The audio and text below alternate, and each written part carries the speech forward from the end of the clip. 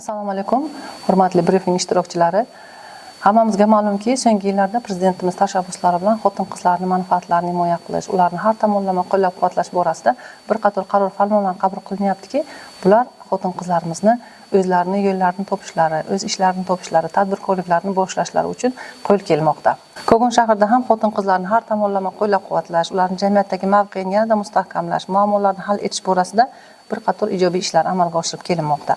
Shahardagi mavjud 19 ta mahallada 14 nafar mahalla xotin-qizlar faollari faoliyat yuritib, ular tomonidan ehtiyojmand xotin-qizlarni aniqlash, ularning bandligini ta'minlash, tadbirkorlikni yo'lga qo'yish maqsadida xatlov o'tkazildi. Xatlov natijasida ayollar daftariga kiritish maqsadida 2078 nafar xotin-qizning ro'yxatlari shakllantirildi.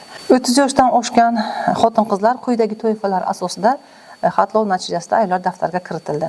80 nafar ijtimoiy himoyaga muhtoj ishsiz xotin-qizlar, 22 nafar tadbirkorlik qilish istagidagi bo'lgan ehtiyojmand xotin-qizlar, 7 nafar uy-joy sharoitini yaxshilashga muhtoj ehtiyojmand xotin-qizlar, 1043 nafar tibbiy va psixologik yordamga muhtoj xotin-qizlar, 926 nafar huquqiy yordamga muhtoj ehtiyojmand xotin-qizlar kiritilishi aniqlanib, mahalla yettiligining kollegial qarori asosida ayollar daftariga kiritildi.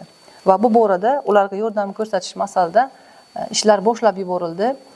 Yanvar-fevral oylarida ayollar daftariga kiritilgan 31 nafar xotin-qizlarimiz Toshkent viloyatidagi Bo'stonliq sihatgohiga dam olish hamda psixologik yordam ko'rsatish, ularga motivatsiya berish maqsadida tashkil etilgan motivatsion seminarda ishtirok etishi ta'minlandi.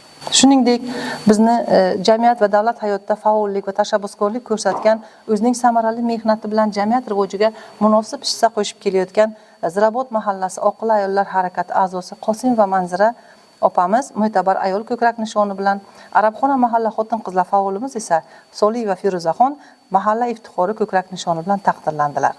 2 nafar Oqila ayollar harakati faoliyatida 2025-yil davomida samarali faoliyat ko'rsatganligi natijasida moddiy rag'batlantirildi. Tadbirkor xotin-qizlarni qo'llab-quvvatlash maqsadida shaharda eng namunali ijtimoiy loyihalar tanlovi o'tkazildi. Tanlovda mahallalardan ishtirok etgan 57 nafar xotin-qizlarning loyihalari ko'rib chiqildi.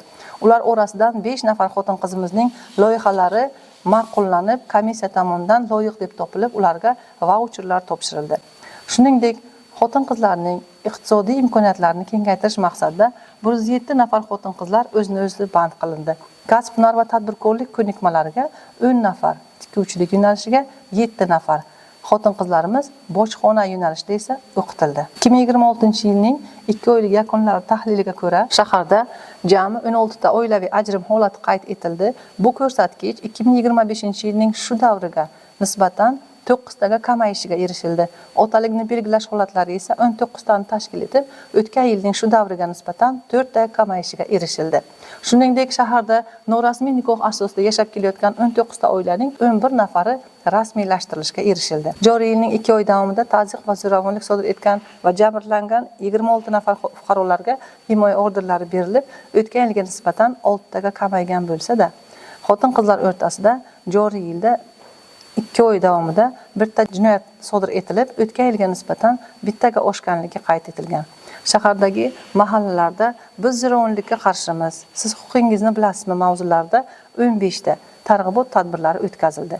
Yoshlarning hayotga tayyorlash maqsadida oila maskanida yosh nikohlanuvchilar uchun o'quvlar tashkil etilib, 1-mart holatda 50 nafar juftlik o'qitildi. Ijtimoiy ma'naviy muhit barqarorligini ta'minlash, mahallalarda nizolarni barvaqt aniqlash, nizoli oilalarni sog'lom turmush tarziga qaytarish maqsadida 25 ta oilamiz yarashtirildi. Oila mustahkam bo'lsa, jamiyat barqaror bo'ladi mavzusida Arabxona, Bunyodkor, Maxtumquli, Zirabot, Turkiston mahallalarida ajrim yoqasidagi notinch va nizoli oilalar bilan ishlash ishlari amalga oshirildi.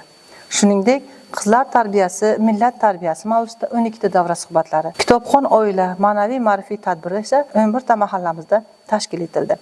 Mahallalarda reja asosida aholi kayfiyatiga ta'sir qiluvchi omillarni o'rganish bo'yicha mahallalarda sayyor qabullar o'tkazish orqali xotin-qizlarning muammolari hal etib borish alohida nazoratga olingan. E'tiborlaringiz uchun rahmat.